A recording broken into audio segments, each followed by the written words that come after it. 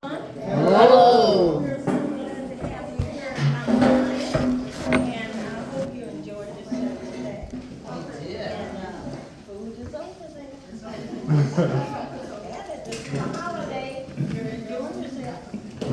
So anyway, we're so glad to have you here. I am Jewel Rush McDonald, like Reverend Ray said, and we're so pleased to have you here today. I'm gonna give you a little information on what happened here in 1960. It doesn't seem like it's been that long, but it has. So, on June 16th, 1964, we were, normally, we would, come to church here and you'd stay all day long, it was hot.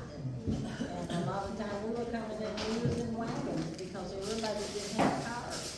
And we would ride in the wagon and come to church and leave and go back home. So we had gotten a new minister, and we were spending so much time in church, and he had to go to other churches. So he asked the trustees if they would find a night of their choice to do their little transaction that they would normally do on a Sunday afternoon. And so the trustees came up with Tuesday night after the first Sunday, so we were having service like first Sunday. We would go to second Sunday here and the third Sunday there, and just, that's the way we did it. And, so they chose a Tuesday night after the first Sunday. So we were coming out here every, first of the month on Tuesday night, turning in our monies for class leaders, and then we would discuss anything that we had to do, just a regular board meeting type thing. And then we would go home. So this particular night, we had forgotten that we had a meeting here. And little Denise was with us for the summer. We were glad to have her to be with us. And so we were overjoyed because her birthday was the next day. And we were just so excited, I guess, with having her. We just got all about the meeting here at the church. And so my brother came up, which was her father. He came up to give her her little hugs and kisses and gifts for her birthday. And so we happened to think about, my goodness, this is Tuesday night, we're supposed to go to the church and turn the money in. And so my mother says, oh my goodness, I forgot all about it. And my dad had gone to bed. And we were farmers, so you know, you go to bed, whenever you eat your supper, you go and get in bed and rest till the next day. So he was in bed, and my brother had come up and he said, oh Mom, I'll take you up to the church. So he got in the truck and then they got dressed, and I decided to stay with her because my dad was in the bed, and I thought, well, I'll just stay here and watch her. And she was 2. She was 2, was going to turn 3 that next day. And anyway, they came and they were already late leaving the house. And we kept waiting for them to return, we kept waiting for them to return, and they weren't coming back, and we thought, well, where in the world are they? They've taken so long to, they left late, so why are they just taking so long? And I would come to the meetings because I was a junior class leader, so I knew about how long it takes. And I thought, my goodness, they must have had a lot of business to discuss tonight.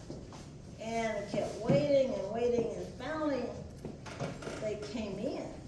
And when they came in the door, we went to say, where were? And then we looked at their faces and we could see that my brother and my mother had been beaten. And you could see the blood all on their faces, and it was just, we thought, what happened? And my mom said that, because they came out, and this church is built almost the same, well, the pulpit, you'd be looking this direction. And but the circular drive was there, but this was a dirt road. So you'd have to come out and go this way, and we lived up right on 16. If you go straight across the woods, you'd end up at where I grew up, on 16. They came out that night, and my brother stayed outside because he wasn't he was still a member of the church, but he didn't live here. He lived in Lauderdale County, in Meridian. And so he stayed outside, and the way they found out somebody was here that night was they had he worked for the sheriff's department. One of their Klan members was part of the police department, or the sheriff's department. And he came by and saw lights on at the church. So he raced, that was the night that they were having their Klan meeting. And he came through and saw lights on. He raced over where they were having their board meeting. Now, all of this came as informant, told all about everything that happened that night. This one lady wrote a book about it, and this informant told everything about who did what and who said what. And so that's the way they found out someone was here that night. But they were looking for Chaney, Goodman, and Swanner. But Goodman wasn't around then. He was still up in north. And the only people that was in this area was Swanner and Chaney. So they were looking for them. They weren't even here. They were in Ohio getting training to return on the civil rights ride coming down on the buses, so they could get people registered to vote.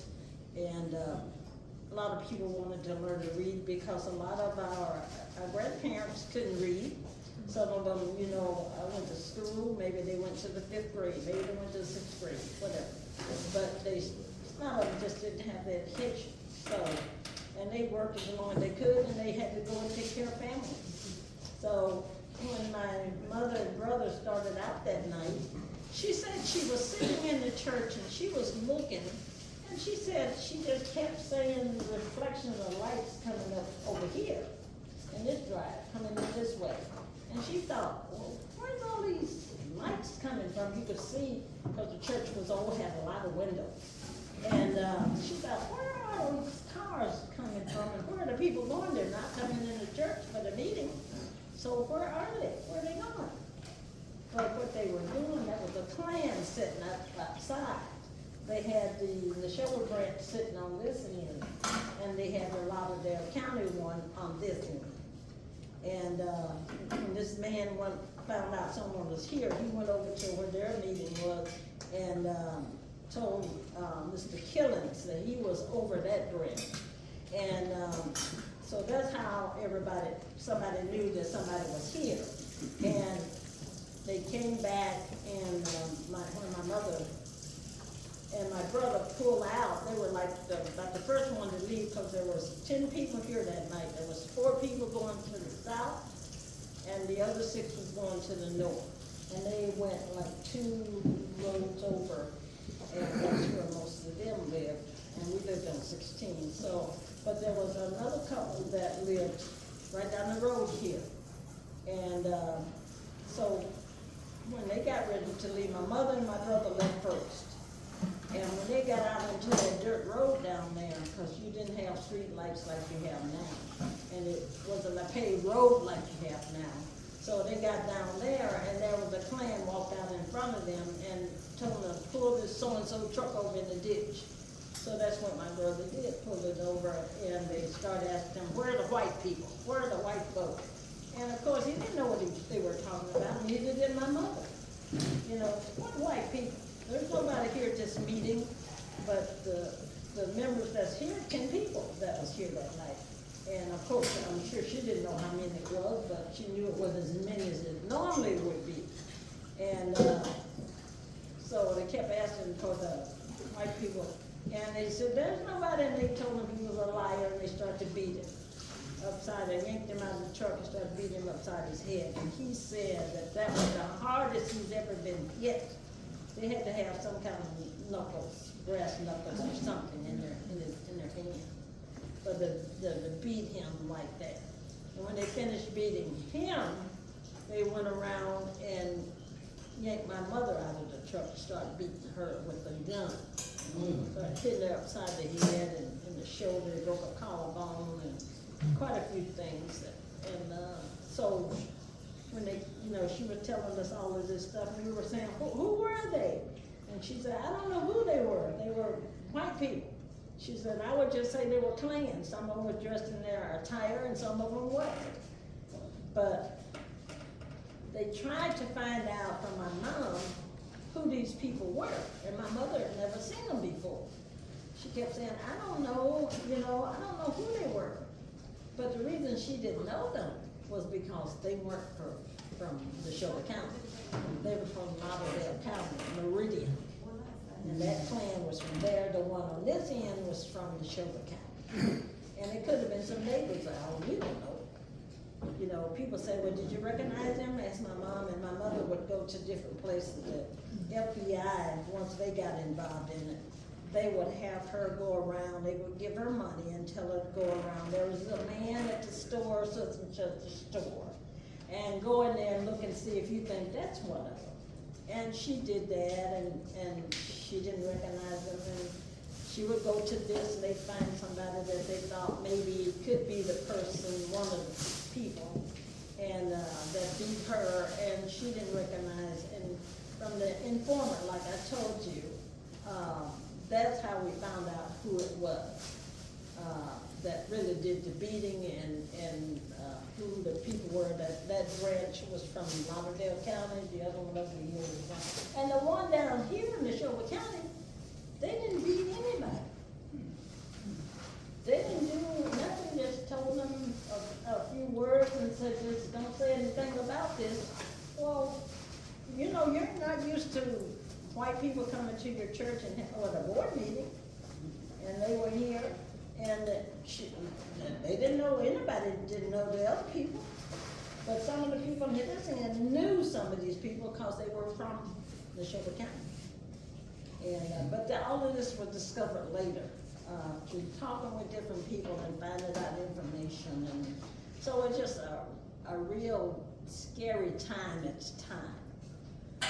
A lot of people were doing sharecropping, and a lot of my friends, we went to school together, and all of a sudden they're gone the next year. And I never understood it until after I got older, and a lot of people were sharecropping, and they maybe weren't paying what they were supposed to pay to the person they were working under, and they made a move. So a lot of people moved out of this area and moved away. But a lot of this stuff you don't know, I guess you could consider to be a sheltered life.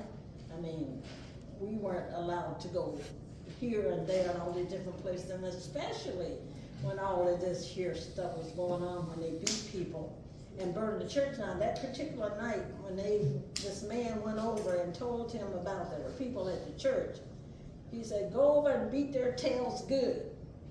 And they came back with their gas cans, and at that time, they do just like they do now.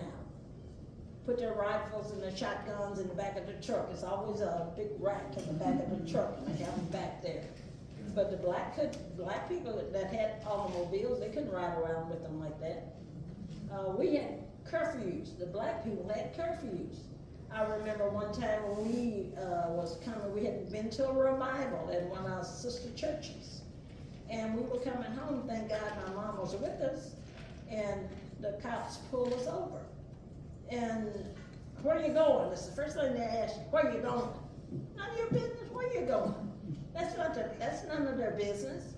And of course, you couldn't say that then. You'd probably get your head beat, but my brother answered the question, told him, we were on our way home, and then they asked for his name, where he lived, and then my mother started telling him, these are my kids, and we're been to church over here, and we're on our way home. And you had to be out of the city limit by 10 o'clock. And if you went to the movies was only over around that time, and then you had to get off the street. A lot of things happened to my husband walking home because they lived so close to where they could walk home from the movies. And a few things happened to him, he may not want to tell us, but a few things happened to him. But it was just awful, that people just did a lot of crazy stuff. But in our family, as far as I know, no one was ever attacked or no crosses were ever burned in our yard. Although I've heard so many different stories about how a lot of people was abused. And, but we didn't have that problem. We had, and all my neighbors were white. Each side of our house and of the road, because I used to babysit for some 2 little girls. And when the school was out, I'd sit with them until the mother got home. But it was just a scary time at that time, because you know, our parents wouldn't let us go. We couldn't go to the movie. Well, I didn't go to the movie anyway, because I wasn't, you know, I was the only girl in the family, so my mother wouldn't let me follow the boys. So I stayed at home, you know, and watched television or whatever. So it was just a scary time at that time. Thank God it's much better today, a lot better. Now, when I moved back, I'll get to a question and answer thing in a few minutes. But I went away and stayed for 30 years, close to it, almost 30. And when I first left here, he went away once school was out, and he says, I'm going away and get a job, and I'll come back and get you. And my mother said, are you sure that boy coming back getting you? Yeah, he'll be back. And he did. He kept me informed on what was going on. And he moved he went to visit one aunt, and he couldn't find a decent job.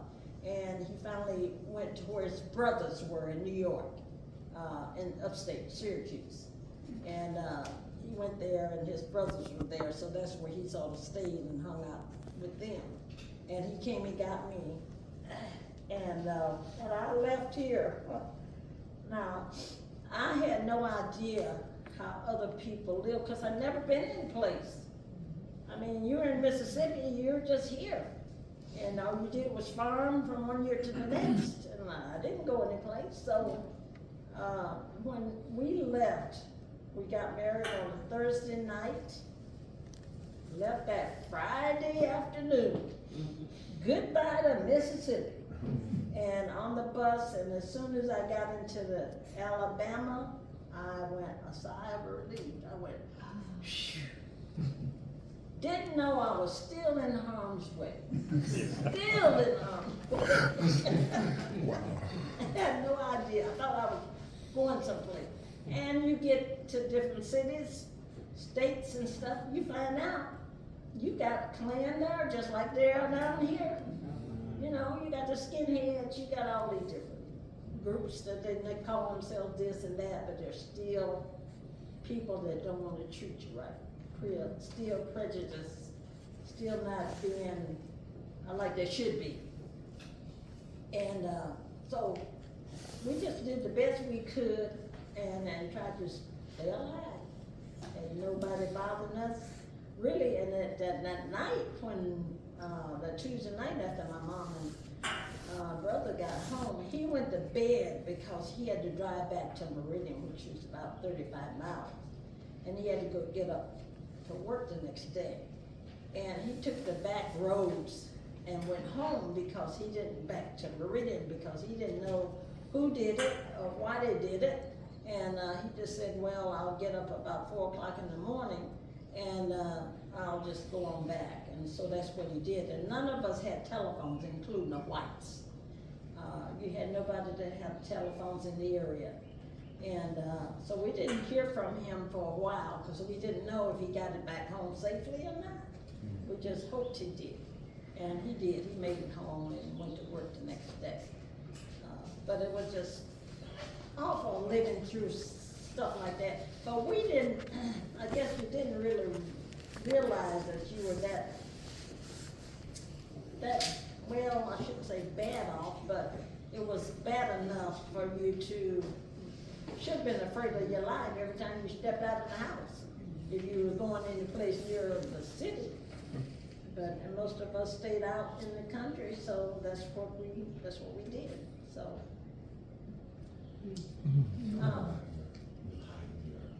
Oh, no, you don't want me to tell you that. Oh, when I graduated from high school in '64, most people didn't have a lot of money, and they would buy you a few little things in the store.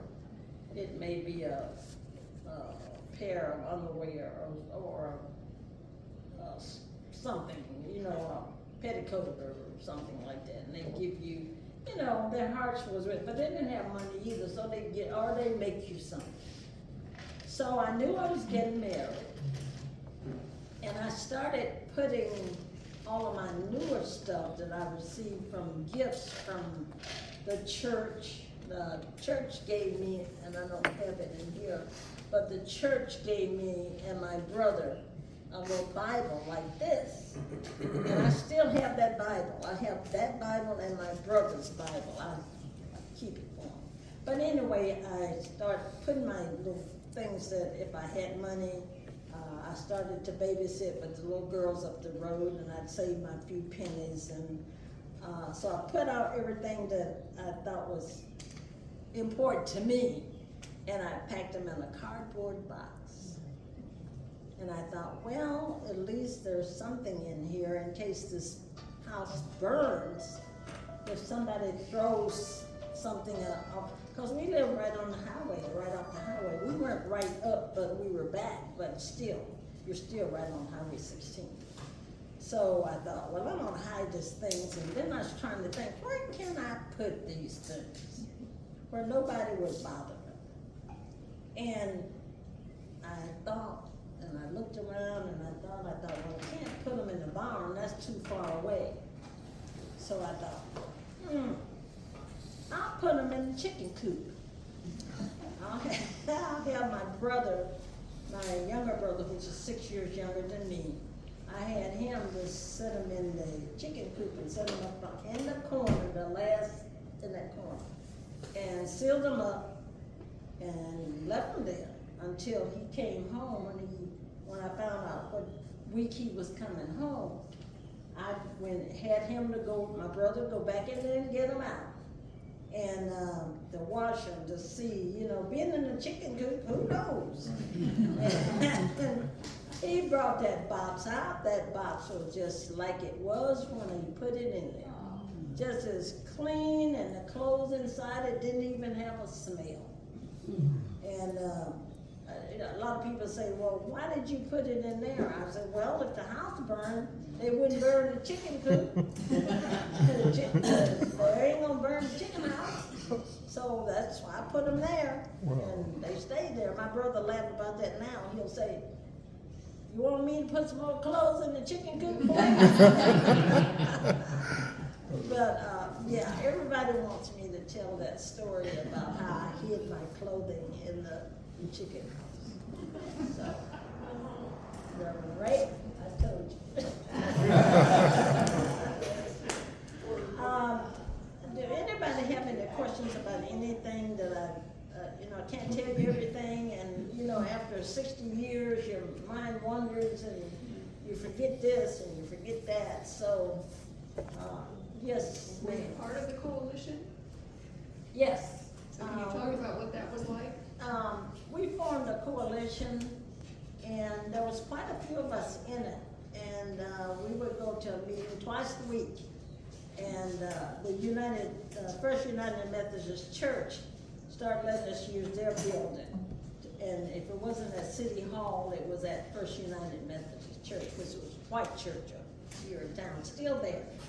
And we would go twice a week and have a meeting at nighttime and discuss different things. And we were there, and we just decided, well, we got to name ourselves something. We were trying to discuss, we were trying to find, well, at the time, I was called, and I didn't know anybody down here other than church members.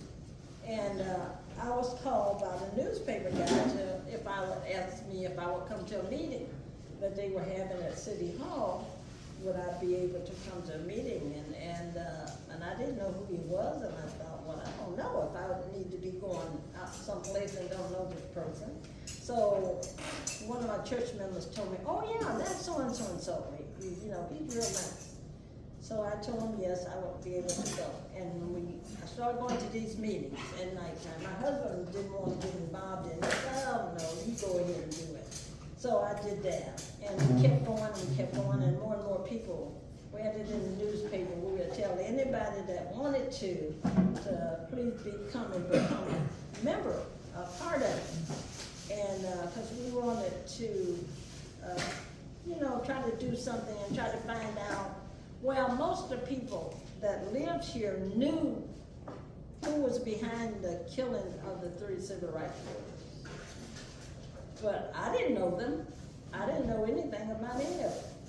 And we got together to try to figure out, you know, what we're gonna do about it. And we were in their meeting one night and they said, well, we know who did it. What are we gonna do about it and how are we gonna go about getting it cleared up? Because there's a big cloud over Philadelphia, Mississippi, and we need to get it cleared up. And, excuse me. We just sit there, we talk, and we discuss different things and talk about it. So we decided to name ourselves the Philadelphia Coalition. And that's how we got started. And apparently we did so well at communicating with different people in different cities. You had people coming here that wanted to talk to us. They wanted to know, what did we do to get these people prosecuted? How did we get all these people in jail? How did we get this man prosecuted? So we just told them what we did, and then people would come from different places. And then we went to Money, Mississippi, Emmett Till's town. We went there and just we talked. But there were so many people there that was apparently afraid to talk, because we met basically with the school board. And we sat and we discussed different things. We had lawyers with us. We had about 3 lawyers that was in our group, and there was attorneys in their group, and we just sat and talked. But a lot of people, they just wouldn't discuss it. They just wouldn't talk about Emmett Till. Would not at all. They were, I guess, still afraid. Black and white? Basically black. You know, we had the white members too, but they weren't there very much. But maybe, I don't know if they were afraid that we would find out that some of their relatives did it. I don't know. But we just couldn't get too much information out of it. And we had no food. I think about today, how you were able to eat. We had no food there. We rode all the way up there, got there, and they had one McDonald's. I think it was a McDonald's. It was closed. So we had to drive back to, it was still in Mississippi. Can't think of where it was, but before we could find some food. And we got something to eat. We were starved to death by the time we got there. And because I thought if we were gonna have, if they knew we were coming, I don't care if it wasn't nothing but a biscuit and whatever, have something for you to eat, but we didn't have a thing. So, but anyway, that's the way we got started. And there was this one girl that came in at the end of, we were trying to get people to join and stuff. She came in, I think she was around 32 or 33rd person. And she said, we saw her when she came in, and she came in and sat down. And when we would start a meeting, we would always start at one end of the table and go around and tell who you are. And so she told us who she was, and we noticed that she had a last name about somebody we thought wasn't doing right by people. And she told her name, and she said, the reason I'm here, I was told that this meeting that you guys are having is brainwashing people. They're telling them the wrong thing, they're telling them this and they're telling them that, but that wasn't it. And she came to the first meeting, and she came back to the next meeting, and she came back. So she kept coming back, and we got to know her pretty good. And her name was Deborah Posey. She and I became very good friends. We were getting ready to, once we got everything set up to get, go to court and try to get something done about who killed these guys. And one attorney said, well, we know who killed them.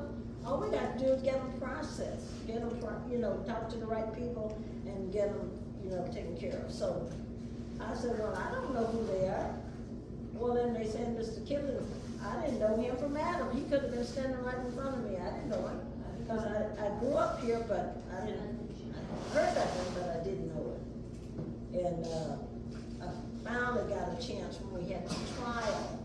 I got a chance to know who he was.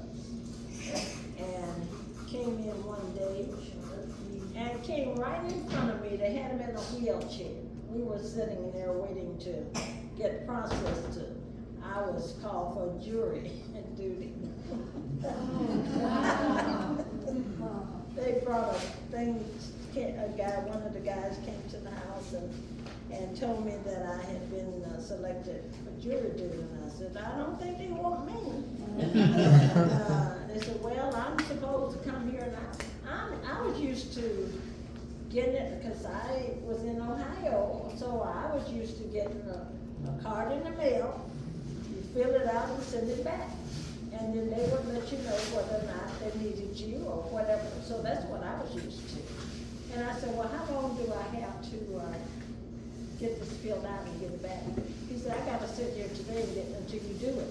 I said, you gotta be kidding. He said, no, I gotta sit here until you do it. Some people take an hour, some people take 45 minutes, some people. And I thought, oh Lord, I'm gonna get rid of this man who's gonna sit here. So I kept complaining so much, and I guess he just got tired of it. He said, ma'am, there's a phone number on the back of this paper. If you don't agree with any of this stuff, fill out the paperwork the best you can, and call that number on the back. And I kept calling, and at the time, we had a lot of people coming down from different, from New York and different places. And Nightline was one of the ones that came by our house to talk to me. Of course, I had a gag order when I went through all this process. I couldn't talk anymore. And that made me upset. Because I like to talk. And they said, you have a gag order, you can't talk about any of this stuff. So I thought, my God, what am I going to do? Well, Nightline came and I told them, I said, I can't talk with you. I have the gag order. And they said, well, do you mind if we talk to the judge, and see what he said? I said, by all means. So they talked with him, and he and his office called me the same day they talked with him. And he told me that I had to come on and go as, just appear just like I was a regular person, come on to court. He couldn't just excuse me, because of certain things. And he said, just gonna come on to court and we'll weed you out little by little, little by little. So that's what we did. And through this process, Deborah and I became very good friends. And she told me who it was that beat my mother and my brother. She kept telling me, she said, I gotta tell you something, Well, at the time we were in meetings and we were having a televised thing going on, and certain ones had to speak and talk, and she kept, every time she got ready to tell me somebody needed me for that, and she says, I gotta talk to you before you go home. And finally I got a chance to talk with her. She told me that her ex-husband's family was the one that beat my mother and my brother. And I was just so happy to find somebody that would admit that they had done something wrong. And she just happened to be part of, she came in and she said, they were telling me all kind of stuff when I was growing up and when I got married. She said, I found out that was all lies. She said, you guys are doing a good thing and I'm gonna stay part of it. As long as you guys will have me, I'm gonna stay with this thing, the coalition. So that's how we actually started, and we got to be close friends. And so it's Still friends? I Still feel, friends? yeah, we're still friends. We don't have the coalition like the adult coalition, but Leroy Clemens established a youth coalition. And he started teaching the kids and showing them different things and taking them and teaching them. So that's the way they got started. They just more or less eliminated because people stopped coming. As soon as they got prosecution for the killings, people stopped coming. And I thought, well, my goodness, you should have known that, you know, something's gonna stop if you go in and you get somebody prosecuted. That's all they're going to do. Get it prosecuted, then they're about their business. And I tell everybody we had lawyers, doctors, and Indian chiefs, which we did in our committee. That's what I always tell them, and we did. We had the chief of Choctaw here, we had him. We had about 3 or 4 members of the Choctaw. And then we had two attorneys and 2 doctors involved in it. And as soon as everything was over, they went on about their business. And a lot of people was all upset and they stopped coming to meetings. And so it just got to the point that where we just couldn't, you know, go into meetings on the 1 or 2 show up. And so we just stopped going, and then he started the youth coalition. So they're still doing that as far as I know. But anyway, any more questions? So, were you still here when the church was rebuilt? No.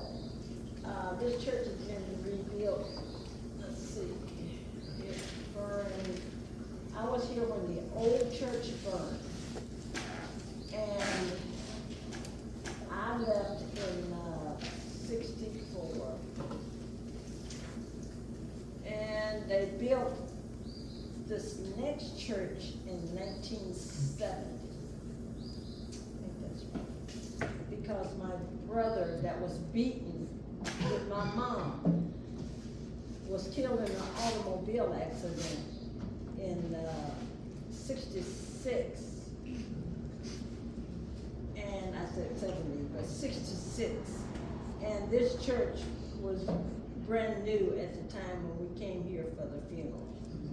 So it was built back in 66.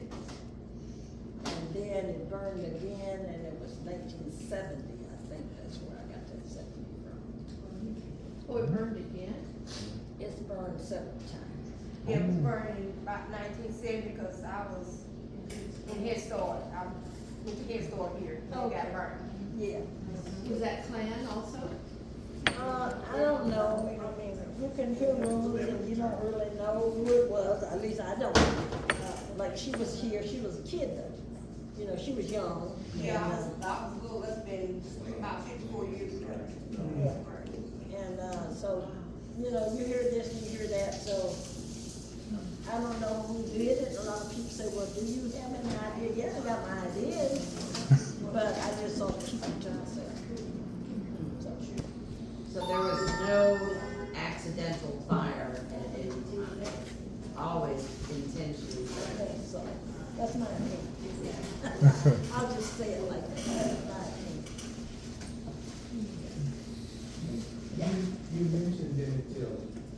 What was it like around here when that happened? Just among people, what was the mood like when that happened to him?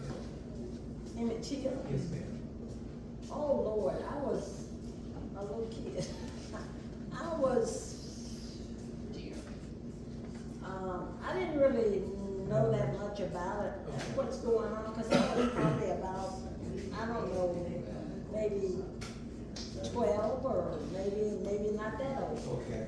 When he was killed.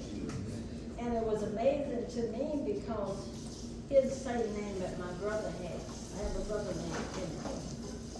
And it sort of stuck with me, because I thought, hey, this is something happened to him, it could happen to him. I didn't know, I was a kid. Thought it could happen to him, it's living in it, you know. Well, welcome, sir, welcome.